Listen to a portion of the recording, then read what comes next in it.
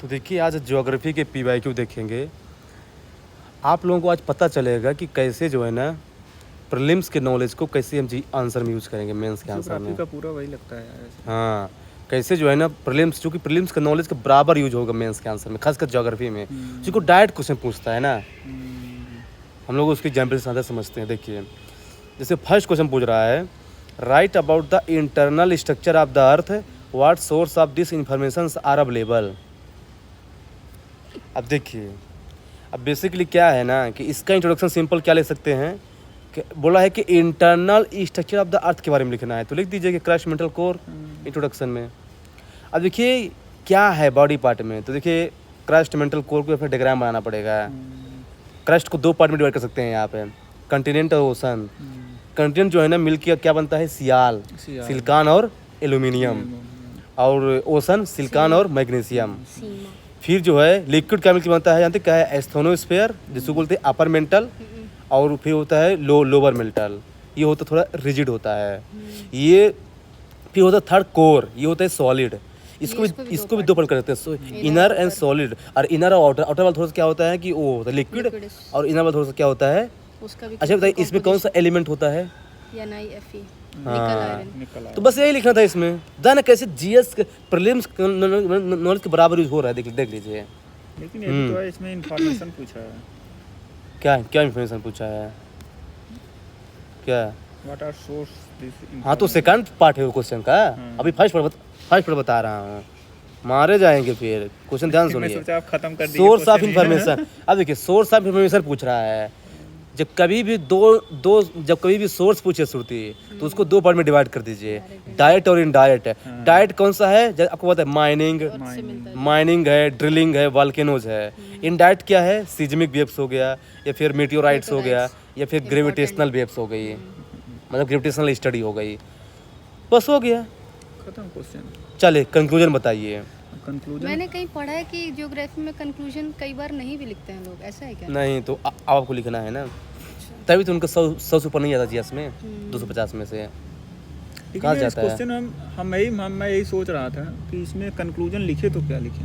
हाँ, बहुत ज्योग्राफी के कंक्लूजन में मैं बता दूं, जानते क्या है, उसका आगे का क्या इंपॉर्टेंस है वो लिख दिया करें यहाँ पे। जैसे देखिए जैसे ये देखिए किसकी इंफॉर्मेशन दे रहा है, इंटरनल स्ट्रक्चर ऑफ द अर्थ के बारे में, तो आप क्या लिख सकते हैं इसमें कि this information provides comprehensive understanding about earth science for future generations and for the scientist.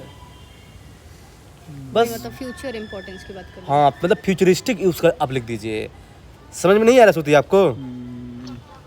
हाँ, ज्योग्राफी के कंक्लूजन में हमेशा यही करना है, उसका फ्यूचरिस्टिक में क्या कंट्रीब्यूशन है ये लिख सकते हैं आप। जैसे आपको आगे आने वाले क्वेश्चन में पता चलेगा। Second question, explain the difference between exogenic and endogenic forces, write their examples also. ये तो ये इसके इंट्रोडक्शन में क्या लिखेंगे, चलिए एक्सोजेनिक एंड एंडोजेनिक फोर्सेस, इसके इंट्रोडक्शन में क्या लिखेंगे, इसको बता देंगे कि एक्सोजेनिक क्या है और एंडोजेनिक क्या है। तो डिफरेंसेस में लिख देंगे। तो फिर डिफरेंस में क्या लिखेंगे, पर इसका ऐसा सामान्य बता सकते हैं कि पृथ्वी की सतह को आकार देने में, शेपिंग में, हाँ शेपिंग में ये कंक्लूजन है। कंक्लूजन तो दूसरा कंक्लूजन बता रहे हैं ना कि क्या इंपॉर्टेंस है फोर्स का, इंपॉर्टेंस कंक्लूजन में जाता है। फिर इंट्रो क्या लिखेंगे, यही तो 3000-14000 में डिफरेंस बनाएगा आपको। वो यही बोलेगा ना, ऐसे बोल सकते हैं एक इंटीरियर है और एक इंटरनल है, एक एक्सटर्नल है। तो बॉडी पार्ट ये तो डिफरेंस पूछ रहा है श्रुति ना, तो ये जाएगा उसमें बॉडी पार्ट में। उसको लिखना ही पड़ेगा। ऐसा थोड़ी डिफरेंस लिखेंगे कि इंटरनल एक्सटर्नल लिखेंगे बॉडी पार्ट में। क्यों नहीं लिख सकते कि एक्सोजेनिक जो ना एक्सटर्नल फोर्स से होता है जनरेट, और तो यही तो मेन डिफरेंस है इसमें। मतलब यही है इसका मेन डिफरेंस तो यही है श्रुति। क्या लिख सकते हैं बताइए इंट्रो। ये बताइए, ये जो दोनों फोर्स हैं किसके पार्ट हैं, जियोमॉर्फिक फोर्स हैं। तो लिखिए ना कि there are 2 geomorphic force in earth, the first one is exogenic and second is endogenic. ऐसा थोड़ा सा पैराफ्रेज लिख सकते हैं, मतलब कुछ अपने से जो है ना जाया करें ना भाई, कीवर्ड यूज कीजिए ना, ये दोनों जियोमॉर्फिक फोर्स के पार्ट हैं, बस हो गया। अब डालिए उसमें डिफरेंस में, है ना। देखिए जो एक्सोजेनिक होता है ना, ये क्या होता है, ये जो है ना इरोजनल होता है और डिपोजिशनल होता है। और जो एंडोजेनिक होता है ना, क्या होता है, ये क्या होता है, ये कंस्ट्रक्शन होता है, जैसे अर्थक्वेक हो गया, है ना, माउंटेन बिल्डिंग हो गया, है ना, मतलब जो है ना, और ये फोल्ड माउंटेन हो गया, ये सब क्या है, एंडोजेनिक है। एक्सोजेनिक से वेदरिंग है, इरोजन है, ये सब आ जाएगा एक्सोजेनिक। वैली है, गंगा वैली है, कैनोन है, ये सब जो है एक्सोजेनिक एग्जाम्पल है। तो एग्जाम्पल लिखना पड़ेगा और कौन से लैंड फॉर्म होते हैं सब ये लिखना है। वो तो बस वही बताना, जीएस का आंसर जो मतलब प्रीलिम्स का नॉलेज है। चलिए कंक्लूजन बताइए। वही जो कंक्लूजन जो मैं बताया वही लिख सकते हैं यहाँ पर। क्या फिर बताओ, बोलिए। कंक्लूजन में यही लिख सकते हैं ना, ये अंतर्जात और जो एक्सोजेनिक और इंडोजेनिक फोर्स है ना, वो पृथ्वी की सतह को आकार देने में एक महत्वपूर्ण भूमिका निभाते हैं। ठीक है, लिख सकते हैं, हाँ लिख सकते हैं कि they help in shaping the landscape of the earth and understanding of that. ठीक है, ठीक है। Next question, describe the physical factors affecting the production and distribution of crops in India. Question ध्यान सुनिए, क्योंकि इस क्वेश्चन का आंसर आप लोग देंगे। थोड़ा बढ़िया describe the physical factors affecting the production and distribution of crops in India.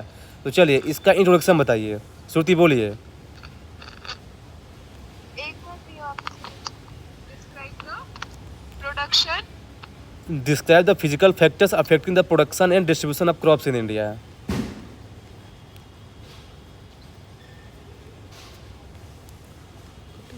Categorise करके आप इसको लिख सकते हैं 3-4 पार्ट में।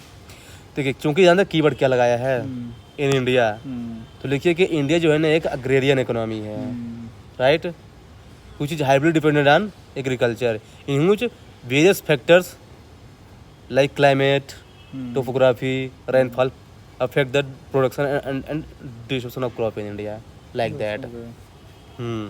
अब चलिए फिजिकल फैक्टर्स में क्या ले सकते हैं, जो आप नाम लिए वही है ना। अब इनको एक्सप्लेन करना पड़ेगा। जैसे क्लाइमेट में क्या आ जाएगा, पहले टेम्परेचर और रेनफॉल। रेनफॉल, हाँ, टेम्परेचर, तो टेम्परेचर जहाँ ज़्यादा है तो वहाँ राइस होती है, और जहाँ टेम्परेचर कम है वहाँ व्हीट होता है। वेस्ट बंगाल एग्जाम्पल दीजिए राइस में, पंजाब दीजिए उसका एग्जाम्पल किसका, व्हीट का है। गेहूं का। फिर क्या लिखते हैं, टोपोग्राफी लिख दीजिए। प्लेन एरिया में राइस होता है, हिल एरिया में टी होता है। हाँ, फिर उसमें लिख दीजिए वाटर, सॉइल टाइप भी। हाँ सॉइल टाइप लिख दीजिए। ब्लैक सॉइल जो है ना उसके कॉटन के लिए फेमस है। और फिर वाटर लेटराइट सॉइल, सब ब्रिक और सप्लाई चेन। ओके, केरला का एग्जांपल दे सकते हैं। साउथ वहाँ पर वाटर बहुत ज़्यादा होता है, तो वहाँ और ये भी है पर कि नारियल सब्सिडीज कहाँ पे मिल रही मसाला। है ज्यादा, है ना। नहीं सब्सिडी नहीं आएगा सुरती, आप क्वेश्चन ध्यान से नहीं सुने हैं। फिजिकल फैक्टर्स, प्रोडक्शन में होता है ना भैया, physical factors, physical factors, physical factors. हाँ, इसलिए मैं 2 बार क्वेश्चन बोलता हूँ। पहले क्वेश्चन ध्यान से सुना कि क्वेश्चन क्या बोलना चाहता है। ये थोड़ी बोलना है कि फैक्टर्स अफेक्टिंग, बोले फिजिकल फैक्टर्स केवल लिखना है। तो इसमें आएगा आपको water, soil, topography, rainfall, temperature, ये सब आएगा। डिजास्टर। अच्छा, तो ये ऐसा कौन सा स्टेट है जहाँ पे 3 बार खेती होती है? असम, नहीं असम में नहीं होता है। असम, बंगाल। वीट की 3 बार होती है। नहीं, व्हीट की नहीं, उसमें तीन डिफरेंट टाइप की क्रॉप होती है, 3 सीजन ही होती है। तमिलनाडु, एक साउथ वेस्ट मानसून से, एक नॉर्थ ईस्ट मानसून से। तो जो है ना मल्टीपल क्रॉपिंग, ऐसा लिखते हैं ना कि फेवरेबल क्लाइमेट या फिर जो भी है, ये भी एक फैक्टर है।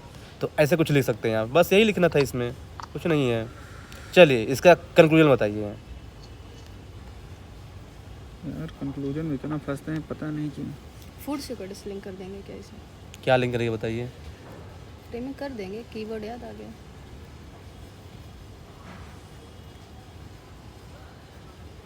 ऐसा लिख देंगे जैसे ये जो ऑल दी जो क्लाइमेटिक फैक्टर हैं या फिर फिजिकल फैक्टर है ना, they are helping in understanding the cropping pattern of India, which will further help in what achieving no hunger SDG 2।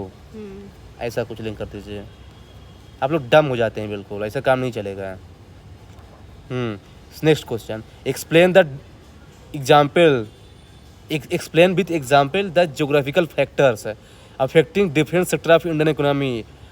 I'm repeating, explain with examples the geographical factors affecting different sector of Indian economy। Geographical हाँ। Factor, different sectors, मतलब geographical factor कैसे different sector of Indian economy को affect करता है। हाँ, तो इसका introduction आप बताइए, बोलिए। इसका जैसे डिफाइन कर दीजिए ना इसको जो किसको डिफाइन करेंगे यहाँ पे, तो इसमें- इंडियन इकोनॉमी को? नहीं नहीं नहीं हाँ अरे यार क्या क्वेश्चन पूछा है। भारतीय अर्थव्यवस्था में विभिन्न क्षेत्र को कैसे प्रभावित कर रहे हैं भौगोलिक कारकों को, वो ऐसे लिख देंगे मैं जो भौगोलिक कारक है ना वो जलवायु, स्थलाकृति मतलब जो होता तो है फिर बॉडी पार्ट में क्या लिखेंगे? अरे भाई तो बॉडी पार्ट में क्या लिखेंगे बताइए,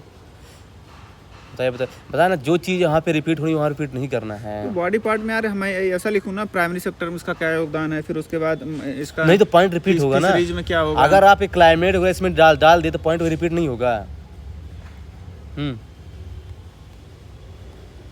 चलिए हो गया, आप लोगों को अभी जो है ना पढ़ने की ज़रूरत है। क्या लिखा है वो, different sector of Indian economy, तो कितने सेक्टर हैं?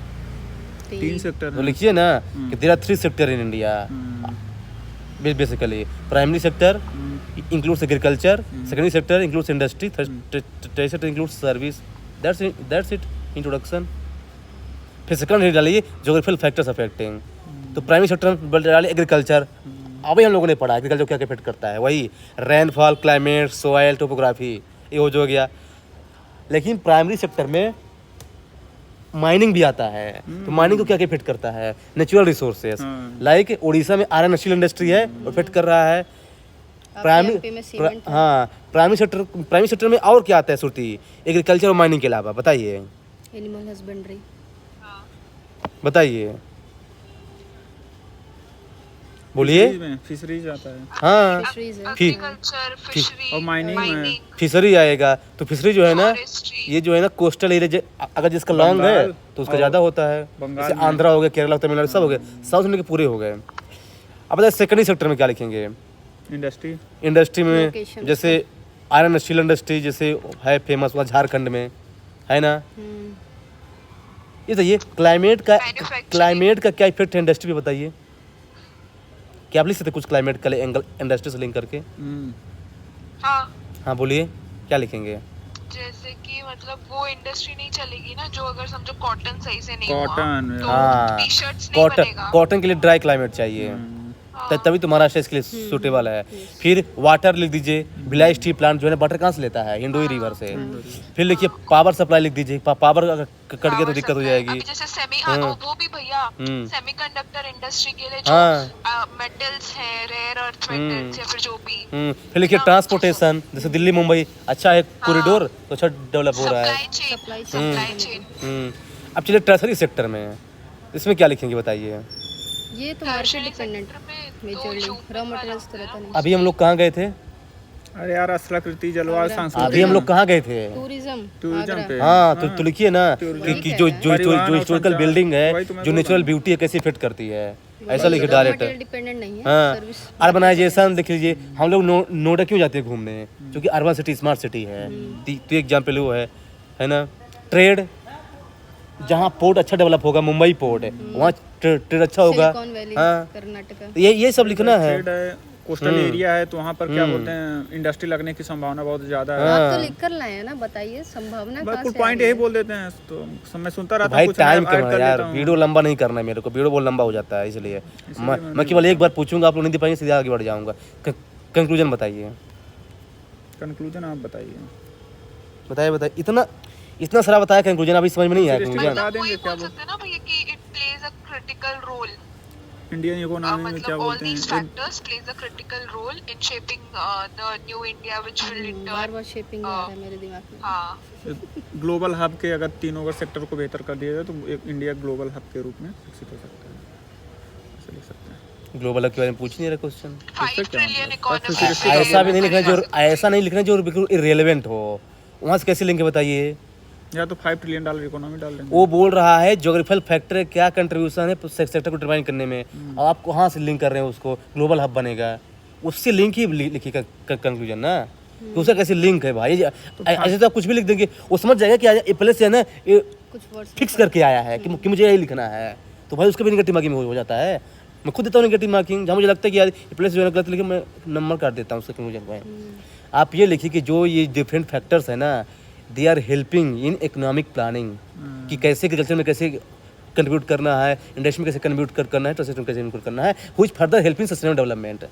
ऐसा कुछ लिंक कर सकते हैं। मतलब उससे रिलेवेंट ही लिखना है, ये रिलेवेंट नहीं लिखना है, मार्क्स नहीं मिलेगा। वीडियो फिर देखिए इसको, आप लोग फंस नहीं कंक्लूजन में। Next question, differentiate between continental drift theory end plate tectonic theory. Discuss the argument given in favour of continental drift theory. I repeat, differentiate between continental drift theory end plate tectonic theory, first part. Second part, discuss the argument given in favour of continental drift theory. चलिए इसका बताइए introduction क्या लिखेंगे? बोले बोले। Introduced by ऐसे कौन कौन कौन कौन इंट्रोड्यूस किया है ये मैं कॉन्टिनेंटल ऐसे ड्रिफ्ट लिख थ्योरी दूंगी को? कि ये कॉन्टिनेंटल ड्रिफ्ट थ्योरी और plate tectonic theory are the two major theories which help in understanding the evolution of earth. बहुत जनरल हो गया है, तो बहुत जनरल हो गया। ये But बताइए objective कॉन्टिनेंटल नहीं ड्रिफ्ट है। थ्योरी को किसने दिया था? Alfred vision. हाँ, तो भाई तो वो नॉलेज कब काम आएगा बताइए? हाँ वो भी डाल सकते हैं। मैंने पहले ही बताया कि Wagner और प्रीलिम्स के Henry। नॉलेज को कैसे यूज करना है, हम्म। तभी तो बोलता हूँ भाई कि इंटीग्रेटेड पढ़ाई होती है प्रीलिम्स और मेंस की। लोग तो बोलते हैं कि इसी को नहीं। जो मैंने बोला उसके क्या आगे लिख देंगे which is discovered by this and this person, Alfred Wegener. चलिए डिफरेंस लिखिए। चलिए ये बताइए कॉन्टिनेंटल ड्रिफ्ट थ्योरी के पीछे कौन सा फोर्स है? टाइडल टाइडल नहीं है, और ग्रेविटेशन, उसने दो एक्सप्लेन किया था, ग्रेविटेशन पोल फ्लिंग फोर्स है। टाइडल तो जो है ना अग्रीमेंट नहीं मिला है। नहीं मिला था, लेकिन उसने हाँ। बोला था। और ये बताइए इसके पीछे कौन सा फोर्स है प्लेट टेक्टोनिक थ्योरी के पीछे? उसका भाई आपको कौन थ्योरी क्या बोला? Plate tectonic. इसका है क्या वो ग्रेविटेशन? एस्थेनोस्फीयर, वो जो गोल गोल उधर वो होता है एस्थेनोस्फीयर में। एस्थेनोस्फीयर फोर्स थोड़ी है होती, मैं फोर्स पूछ रहा हूँ। Force convection current. हाँ हाँ convectional yes, current, almost convectional convection current है। हम्म। अरे आप क्वेश्चन भेजिए तो हमारी ब्रेन ये बताइए कॉन्टिनेंटल ड्रिफ्ट थ्योरी में केवल कॉन्टिनेंट मूव करता है क्या, कि ओशन भी? Ocean भी। मूव प्लेट्स करते हैं भैया। दोनों तो कॉन्टिनेंटल ड्रिफ्ट हाँ, थ्योरी में दोनों में। कॉन्टिनेंटल नहीं नहीं, ये रहता सिर्फ है। कॉन्टिनेंट के लिए, सिर्फ कॉन्टिनेंट ओशन नहीं होता है, और प्लेट टेक्टोनिक में? दोनों। दोनों होता हाँ, तो एक डिफरेंस ये लिख सकते हैं। एविडेंस लिख दीजिए, जिक्सा फिट इसका है। हाँ, जिक्सा और फिटिंग और उसका क्या एविडेंस है ग्लेशियर। प्लेट टेक्टोनिक थ्योरी का? अरे ये जो शिफ्ट हुआ है, क्या शिफ्ट अरे हुआ ये है? मैं बताऊं North- डायनासोर्स के northward ऐसे shifting। वो फॉसिल्स। ये तो कॉन्टिनेंटल ड्रिफ्ट थ्योरी का हो गया।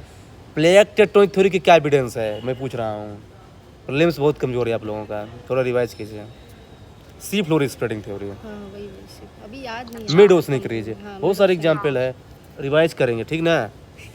आप उनको क्वेश्चन भेजे थे, उनको बताना चाहिए। आप ठीक हमें बताइए, question जब क्यों बैठे नहीं हैं देख भेजते लीजिए। हैं? कल से नहीं ये बोले कि बताया। मैं भेज दूंगा, आप भेजे नहीं थे। ये बोले कि आज मैं भेज दूंगा। है। अच्छा नहीं बोलते कि ठीक मैं भेज दूंगा आज, बोले थे नहीं बोलते। अब बताइए पहले। चलिए पहले भैया डिस्कशन करिए मेरे बाद को भी में। ग्रुप में ऐड कर लेना। अरे मुझे खुद नहीं मिला है।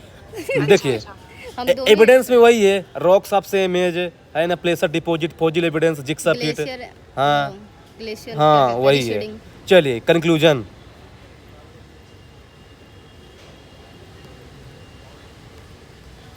चलिए कंक्लूजन में डायरेक्ट लिखिए ना कि देखिए Importance की बात करते कि हैं। देखिए क्या है कि जो ये इससे जियोलॉजिकल मतलब अंडरस्टैंडिंग पड़ी वैसा। हाँ हाँ वही हाँ importance। Despite some criticism this theory have become the corner stone of the earth science today. ठीक। हाँ। हाँ ऐसा कुछ लिख This सकते is हैं। how we know our Earth's geological history.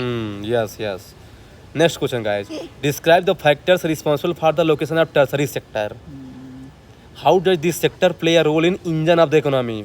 I repeat, describe the factors responsible for the location of tertiary sector, ध्यान रखना। And how does this sector play a role as the engine of the economy. हाँ introduction बताइए इसका। Tertiary sector क्या होता है? हाँ sector क्या टर्सरी को डिफाइन कर दीजिए या फिर इसमें, इसका है ना? contribution GDP में। हाँ मोर देन 50% लिख सकते हैं। लेकिन जानते क्या, इसको बचा के रखिए। जानते क्यों? जो क्या बोला है यो इंजन ऑफ द इकोनॉमी, तो उसमें काम आएगा ये लिख देंगे कि ऊपर। 50% है। यही तो स्मार्ट तरीका है मैंने इसीलिए मैं कि इसको भाई नहीं बोला। लिखने से पहले पूरे क्वेश्चन को पहले समझ ले कि मैं कौन से पार्ट में क्या लिखूंगा भाई। अच्छा आप डाटा की हाँ। बात कर रहे हो, डाटा यहाँ पर रख दो। हाँ बॉडी पे वो मैं चलाएगा बोल तो रहा ज्यादा हूँ। इफेक्टिव रहेगा। हाँ फैक्टर रिस्पॉन्सिबल में क्या लिखेंगे? एक कंज्यूमर मार्केट, जैसे न्यूयॉर्क में क्यों इतना डेवलप हुआ है सर सेक्टर, क्योंकि डिमांड है। सेकंड क्या लिखेंगे? पॉपुलेशन में, जैसे Mumbai Delhi metro city population ज़्यादा है इसलिए। फिर लिखिए क्या, Government policy skill man power ज़्यादा रहेगी तो वहाँ भाई ज़्यादा टर्सरी सेक्टर ज़्यादा, जैसे पुणे, establish जैसे पुणे, बेंगलुरु, सिलिकॉन वैली, ऐसे ले सकते हैं। फिर ये ट्रांसपोर्टेशन, जैसे ये है मान लीजिए दिल्ली का ट्रांसपोर्टेशन अच्छा है तो अच्छा डेवलप है। जैसे अगर मान लीजिए एग्रीकल्चर मंडी है भाई, अब बिना ट्रांसपोर्टेशन के कैसे होगा फूड प्रोसेसिंग इंडस्ट्री, तो आप लिखिए ना इसे। टूरिज्म वाला भी डाल देंगे। संचार टूरिज्म और में परिवहन डाल हम लोग सकते हैं। ताजमहल क्यों जाते हैं, अच्छा इंफ्रास्ट्रक्चर है भाई, वहाँ Historical ब्यूटी है, significance। ब्यूटी है। तो भेजो, हम्म फोटो तो भेजो आप लोग का। गवर्नमेंट पॉलिसी गवर्नमेंट पॉलिसी, हाँ yes। जैसे ये लिख सकते हैं आप, डेवलपमेंट क्लस्टर बनाते हैं। Special economic zone. हाँ वही क्लस्टर हाँ। बना रहे हैं। ESG हाँ, अब चलिए इंजन ऑफ द इकोनॉमी कैसे है, चलिए। एम्प्लॉयमेंट।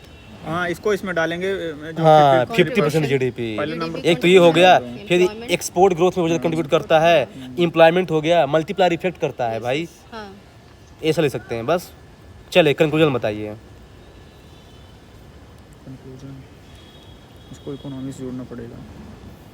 फ्यूचरिस्टिक इसमें लिख सकते हैं ऐसे। बोलिए। टूरिज्म है, सिलिकॉन वैली है, इसको सॉफ्ट पावर से जोड़ सकते हैं क्या? No। वो पूरे टर्सरी सेक्टर की बात कर रहा है, टर्सरी सेक्टर में क्लस्टर ग्रोथ थोड़ी आता है। अरे तो एमएनसीज वगैरह भी तो वही काम कर रहे हैं। 5 ट्रिलियन इकोनॉमी वहाँ बोल रहे थे ना, यहाँ बोलिए भाई, इकोनॉमिक डाटा बात कर रहा है भाई, तो यहाँ डाले 5 ट्रिलियन इकोनॉमी। हाँ सीधे लिंक कर रहा है कि जो मतलब कि कि हाँ it will the tertiary sector हाँ will not Remains a only sector will which play a will help vital in role achieving in 5 trillion. हाँ, providing 5 क्योंकि it has a higher potential to making it हाँ the engine of economic हाँ। growth है ऐसा। Next question, the ये question अच्छा है। Uneven distribution. The uneven distribution of industrial development in the country gives rise to regional disparity. Okay. Discuss the factors being made by the government to deal with it. देखिए मैं पहले question समझा दूँ। Question ये पूछ रहा है कि इंडिया में जो इंडस्ट्रियल डेवलपमेंट है ना, वो हर जगह समान ही डेवलप है, कहीं कम कहीं ज़्यादा डेवलप्ड अलग-अलग है ना। तो ये जो है इसके क्या रीज़न है और उसके लिए गवर्नमेंट जो है ना क्या इफेक्ट्स ले रही है।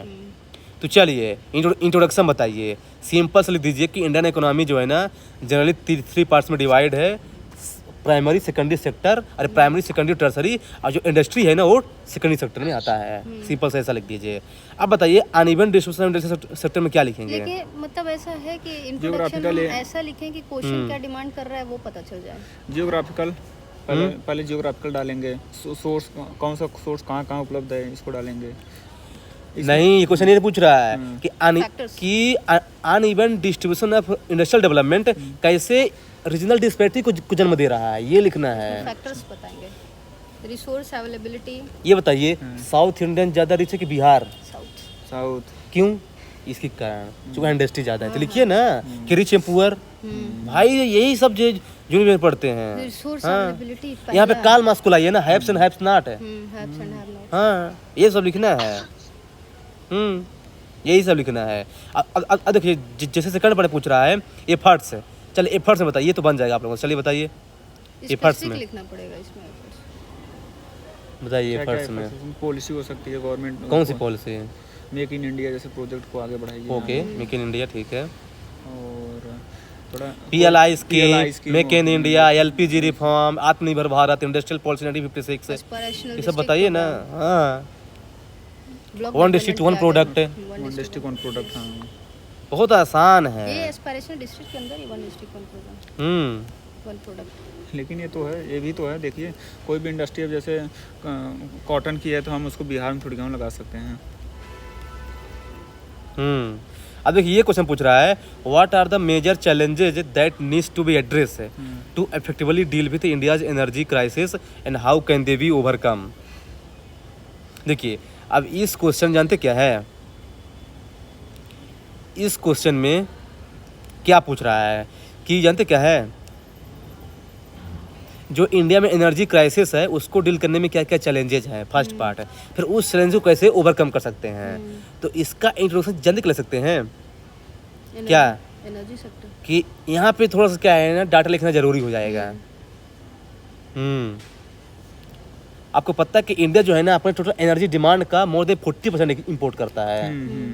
तो इससे पता चलता है कि एनर्जी क्राइसिस कितना है। कोल आज भी हाँ 60-65%। तो वो जो सोनास ने बुक दिया है ना डाटा की, वो केवल रखने के लिए नहीं दिया है, पढ़ने के लिए दिया है। इसे ये पता चलता है। हाँ, फिर major challenges in energy crisis है। चलिए श्रुति बोलिए, क्या है major challenge in energy crisis? बोलिए सबसे पहला तो टेक्नोलॉजी होगी। क्या है टेक्नोलॉजी में? अब जैसे मान लीजिए आप सोलर प्लांट इस्टेब्लिश करना, इंपोर्ट डिपेंडेंसी है। थर्मल प्लांट ही लगाना है, इंपोर्ट डिपेंडेंसी है। हाँ और बोलिए। बताइए, दीज आर टेक्नोलॉजिकल एंड्स ना। भाई और इसमें security पेस्टल में- अप्रोच फॉलो, सिक्योरिटी में पेस्टल अप्रोच फॉलो कीजिए ना। इन्वायरमेंटल में क्या आ जाएगा? Fossil based dependency. पॉलिटिकल में क्या आ जाएगा? Political rivalry between Russia and Ukraine, वहाँ से इफेक्ट पड़ रहा है इंडिया के इंपोर्ट को। इकोनॉमी में क्या ले सकते हैं? इंफ्रास्ट्रक्चर डिफिसिट है इंडिया में, देख लीजिए सोलर पावर प्लांट जो ये बोल रही थी। सोशल में क्या ले सकते हैं? यहाँ पे ट्रेडिशनल टेक्निक पे अभी भी बेस्ड है, कोल बेस्ड है। Highly dependency. तो ये सब लिखिए ना। चलिए सॉल्यूशंस, लोग मोबिलाइज भी नहीं करना चाहते। सॉल्यूशंस। चलिए अब मजा आएगा आप लोगों का। चलिए Solutions क्या है? प्रीलिम्स के नॉलेज मेक इन इंडिया तो जो मैं बताऊंगा ना आप लोगों को सब पता होगा, लेकिन आप लोग लिंक नहीं कर पाएंगे, मुझे पता है। PLI PLI, make make in in India. India. देखिए जानते क्या है, अब ये चीज़ जो है ना श्रुति आप लिख लीजिए। कभी भी अगर ज्योग्राफी का क्वेश्चन हो, सोल्यूशन को हमेशा 3 पार्ट में डिवाइड कीजिए। पॉलिसी मेजर, इंटरनेशनल मेजर और कैपेसिटी मेजर। पॉलिसी मेजर में क्या आएगा? Mission life, national green hydrogen mission, national hybrid solar mission, ये हो गया। इंटरनेशनल लेवल में क्या? International solar alliance, one sun one world one grid. और कैपेसिटी मेजर में क्या लिख सकते हैं? PPP मॉडल, है ना, और इंफ्रास्ट्रक्चर इन्वेस्टमेंट। बस हो गया। अब ऐसे लिख देंगे ना, आपका आंसर मेरे से दूसरों से अलग रहेगा और 3000 वालों की लिस्ट में आ जाएंगे यहाँ पे। कंक्लूजन लिख दीजिए भैया, वही। आपने बोला मिशन लाइफ और ग्रीन हाइड्रोजन मिशन ना। हाँ अब देखिए कंक्लूजन में क्या लिख सकते हैं? जानते क्या है? एक और है national action plan on climate change. हाँ वो लिख सकते हैं, मैं एक एग्जाम्पल दे रहा हूँ, आपको बता रहा हूँ, आप लिख सकते हैं जो लिखना है। देखिए इसको ESG से आप लिंक कर सकते हैं।